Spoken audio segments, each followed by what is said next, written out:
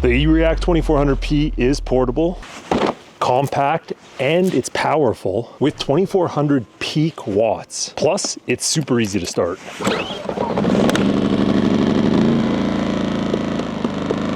There's a big need for compact generators that you can take on small camping trips, or if there's a power outage, you at least have enough running power to get by. As much as I love solar, there is still a very big need for gas power. I want to start off with a big shout out to Erayak for sending me this to try out before you decide to go and purchase it. So today we're going to be checking out all the specs and every other feature that comes with the 2400P and see how well this thing really runs. Welcome to Bad Tech, where I try to help consumers like you find products that really work. Well, hopefully. I make videos like this every month to try the products so you don't have to. If you want to support me, the best way to do that is hit the subscribe button right down below. So let's talk about what comes with the device. In the box, you get the main generator, of course, and you also get this really handy DC battery power adapter, an extra spark plug, and this oil canister that makes it really easy to fill up. For oil, I went with a 10W -30 because I live in Canada. It's winter right now, and that's also what's recommended for this specific model. The generator has a built-in handle on the top, which makes it fairly easy to carry around with one hand. It weighs around 42 pounds, but then of course account for any gas that you put inside of it and oil. For ports, you get two of these AC 120 volts, one DC 12 volts 5 amps, and another DC that is 5 volts 2.1 amps. You'll also see a DC breaker and an eco mode switch, so you can toggle between the standard or eco if you want to save a little bit of gas. There's a little digital gauge, which is a VFT meter. This gives us pretty important information on the generator: real-time AC voltage, frequency in hertz, and total operating time in hours. Then a top light up area with 3 different indicators, one which tells you if the device is running right, another which tells you if there's any errors, and lastly a low oil indicator. Then you have your gas cap at the very top, which has a built-in removable filter. This is going to help keep out any grime from gas if it's been sitting around or maybe in an open canister. Finally, at the back you have your exhaust, and on the side a switch which is going to move from your start to your running. There's not a whole lot of pre-use maintenance you have to do. Just add in 300 milliliters of the recommended oil. Now this little canister really comes in handy compared to trying to use a funnel or having to buy one yourself. For gas, I just used the cheapest available at my local station. I tried to get some good shots of me filling up the gas canister from the top, and it was just a little too heavy. I ended up spilling gas everywhere. Do not recommend. Put it on the ground. A lot easier. Let gravity help you. I have to say this has one of the easiest pull starts I've ever tried. Once you put it in start mode, it just takes one little tug and it started up right away for me. Then just check your indicator light to make sure there's no errors. Now let's get into the power a little bit and testing out both the eco mode and the regular mode. This generator has a THD of 1.2. Now don't worry, I also had no idea what this meant, but here, let me give you the definition here, the basic one. It measures how much voltage deviates from the pure sine wave. But in simple terms, a lower THD equals better efficiency, running cleaner overall, and it also puts less stress on the engine. For most inverters, you're getting below 3%, so this is definitely on that lower end of the average. So here's the plan to test out the power. What we're going to do is set up a bit of a movie night outside. I have a projector which uses around 2400 watts. We're going to bring out a light that uses around 100 watts, and then we have both a space heater and a microwave which can use anywhere between 750 to 1500, pretty much utilizing all of the running watts. And we're going to test just how much this can handle. But first, we have to have a better idea of how loud this thing is. So I have my decibel reader here, and we're going to go based on their own specifications and kind of test out some different distances away.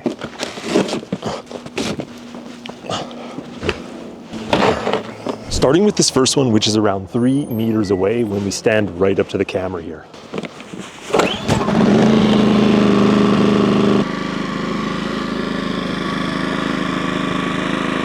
So that ended up being around 66 decibels. And now we're going to pull it back to 7 meters, which is what they say should be around 52.5 decibels at 25% load. Obviously right now we're at 0% load, so we will retest it tonight once we have a bunch of stuff plugged into it and running. That way we can get a better idea of how it's going to sound when you're using it outdoors with actual stuff plugged in.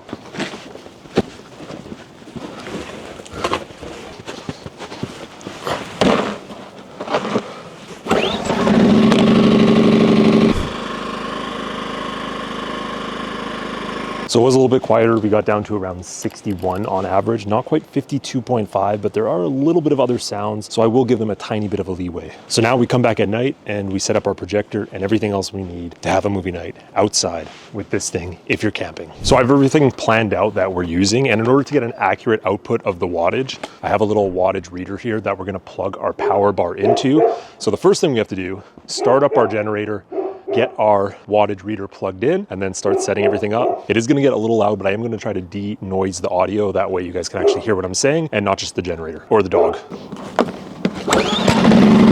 So there's our generator running right there. And then we have our power bar with our wattage reader. First thing is this light that should use around 50 to 100 watts max. So it's hard to see, but it's only using 2.1 watts, so literally next to nothing. Next up, we have our Nebula X1 projector. Absolutely insane. I reviewed this on my main channel. This should use around 200 watts to 300 max. So we're gonna set this up, have it right on the edge of our shed. So projector is starting to go here. We can see it doing its thing. And that is now using, again, hard to see, around 185 watts total. It's not on full blast yet, so it will go up a tiny bit. I gotta go ahead and fix the screen a little bit though, because that's not very, not great positioning. Now it's not very cold out, but just in case I do get cold, I want to try to max out this generator, of course. This should get around 1,000 to 1,250 watts. Now we're gonna grab one more thing, and that's the microwave, so we can make a little bit of popcorn out here, and that should really max this thing out. And yeah, we're bringing out the microwave. This should give us around 1,000 watts used. Now, based on my simple math, it should be pretty close to being able to run all three of these items at the same time with the 2400P, because this is gonna give us around 1,800 watts of running wattage. So we have the projector and the light using around 200. I tested the actual heater earlier, and that used around 600 on low, and then I'm hoping that leaves enough for the microwave to make us some popcorn. So let's see what happens.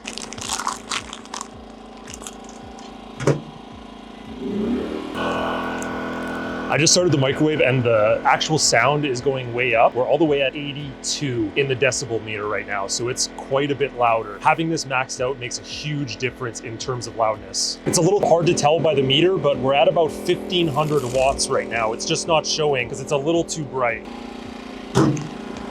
And just like that, we got popcorn too. And that took it at around 1,500 watts with the microwave on, the light on, and the projector at the same time. It almost maxed it out. You can tell just how much louder it was. And now I can go ahead and put it on my favorite YouTuber, myself. That's the ego in me. After the ads, of course. To be the most powerful Android phone on the market. Let me turn on the cedar.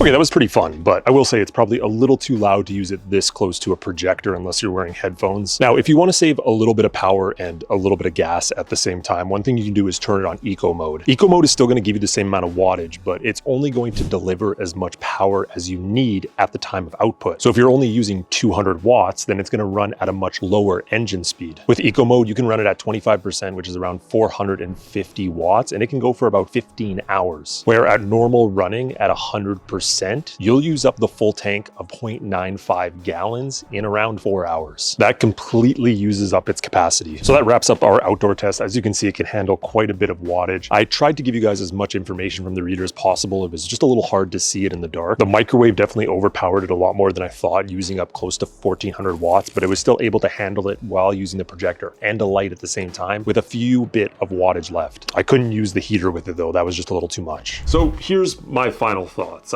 I first wanted to go and see if there's any other models on Amazon that have a similar build and similar specs. And no surprise here, there was actually multiple brands that have pretty much the exact same design and yes, very similar specs as well. But I have not tested those other brands. I've tested this one. What I can say 100% is it does exactly as it's described. The regular price on Amazon for this is $395, but it's on sale right now for $319. I'm sure it's one of those products that are just consistently on sale. But what I will say is there are definitely other ones that are pretty much the exact same for a slightly cheaper price. Now you just have to decide whether you want to trust what I'm saying today, which is I've tested this one out, or you want to trust maybe a different review on another brand. So what I've done is I've put the link and any coupon codes down below in the description if you want to check it out. Thanks for watching, guys. I'll see you in the next one.